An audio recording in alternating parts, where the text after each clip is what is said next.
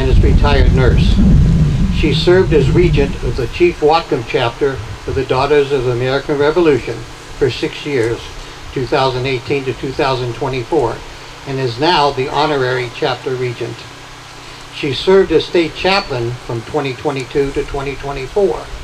She has served the National Society of the DAR as an insignia volunteer for 6 years and is Northwest Division Vice Chair for America 250, overseeing 6 states and the overseas chapters. She is the DAR liaison for the Sons of the American Revolution chapter in Mount Vernon and the associate member of the Vietnam Veterans Chapter 165 and the past president of the Antique Automobile Restorers Club. Darlene.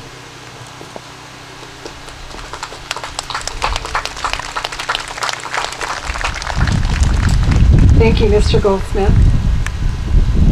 Today we are here commemorating America's fallen on this Memorial Day for those men and women who served and sacrificed for our nation as we look forward to our semi-quincentennial, America's 250th anniversary, July 4th, 2026, for 250 years of freedom.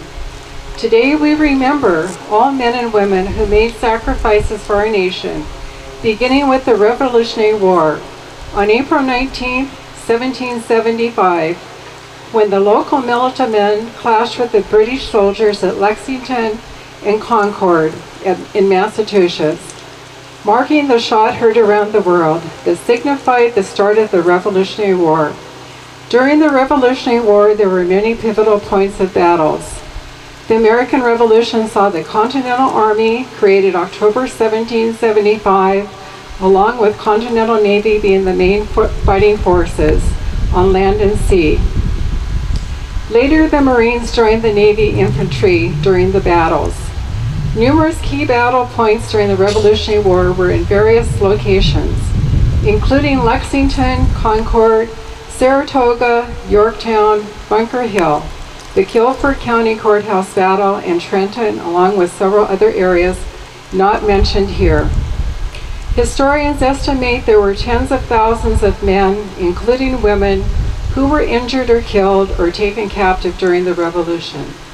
There were losses felt on both sides of the war, with the British and the Loyalists fighting against the colonists from 1775 through 1783.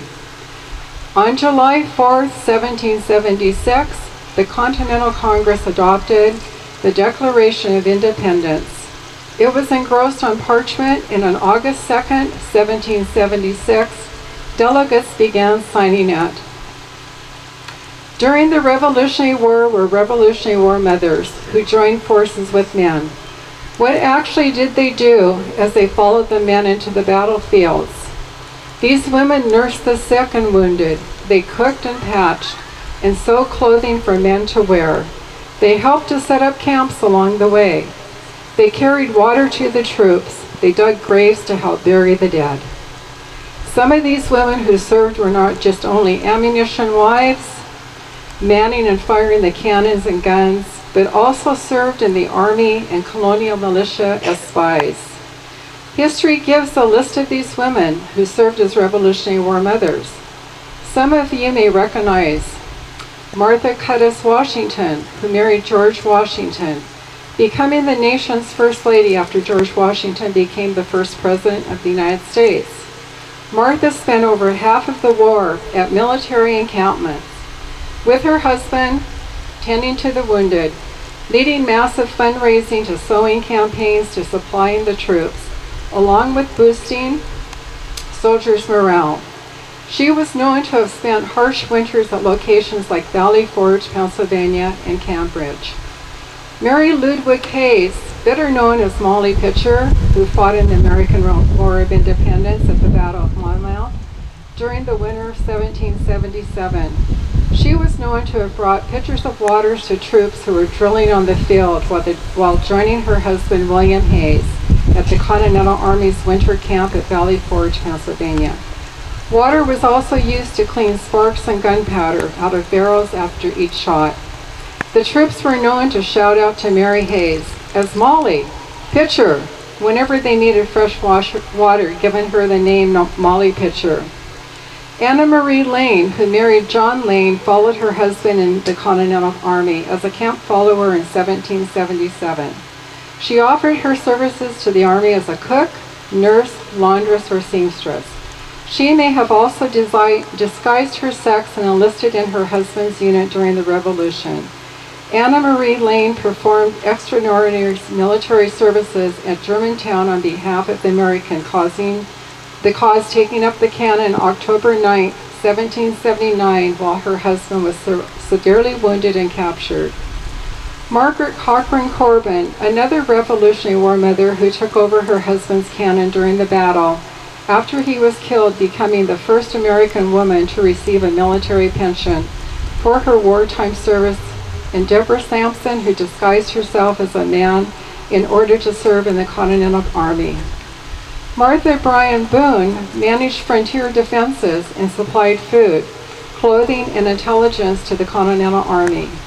Elizabeth Irwin, Mary Dillard, Mary Hartwell acted as spies, carrying and sharing information from the British to the Americans.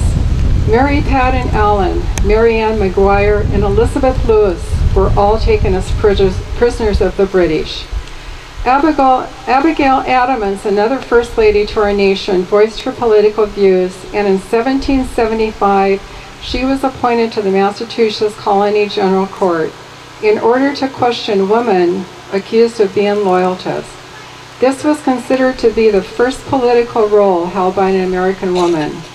Abigail was also a crucial figure in the founding for advocating for women's rights in education. She is best known for urging her husband, John Adams, to remember the ladies. In 1776, challenging the founding fathers to include women in the nation's new protections. Many more Revolutionary War mothers served the cause of the American Revolution. Today it is my pleasure, on behalf of the Chief Whatcom Chapter, to dedicate the America 250 plaque, remembering our Revolutionary War mothers for their service, 1776 to 2026, which is presented by the Chief Whatcom Chapter, Daughters of the American Revolution. Today's plaque will be unveiled by our Chapter Regent, Leah Rossetti. Thank you.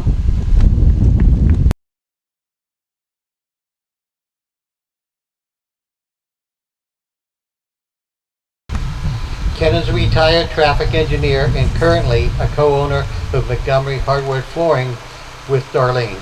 Ken is a member of the Washington State Sons of the American Revolution John Paul Jones chapter in Bremerton, Washington. Ken serves as a Washington Color Guard member with the George Washington chapter. He is past president of the Antique Automobile Restorers Club for 4 years and is a member of 2 local car clubs. He is an associate member of Vietnam Veterans of America, Chapter 165.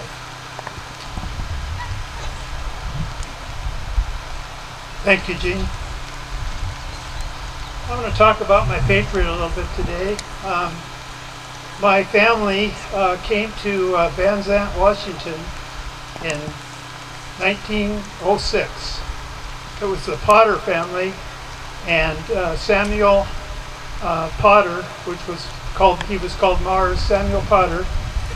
He married Olie Dodge, and they had 9 children, and they moved to Van Zandt and raised a family in the valley out there. And they still have property and Potters in the valley. So my patriot, Eliza Dodge, was her 4th great-grandfather, and he would be my 5th great-grandfather. He was born in Connecticut, actually New London, Connecticut. He married Tiffany. He was born in 1756. He married Tiffany Hilliard on May 15, 1774. Together they had 4 children. After the death of Huda, he married Lucinda Rogers, 1792. Together they had 5 children. So he had a total of 9 children. Same as the Potters, they had 9 children. He served in the Revolutionary War as a corporal in the Connecticut militia. It was a Division I militia in Connecticut. A couple weeks ago, I had the opportunity to go to the state conference for the SAR in Seattle, and I got to carry the Connecticut 1st Division militia flag, and it just gave me the chills to carry the same flag that they fought under in the Revolutionary War. It was an honor. His unit was called up in 1777 to fight in the Battle of Saratoga.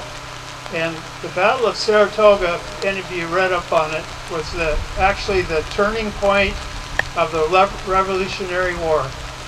We actually, the first battle they fought there was in September, and they actually lost the battle. The British took over more land than they captured, but the American Army only lost 70 men, and the British lost 700 men. So it was quite a cost for the British, and they also had 900 injuries. It was quite a cost for them to take that battle.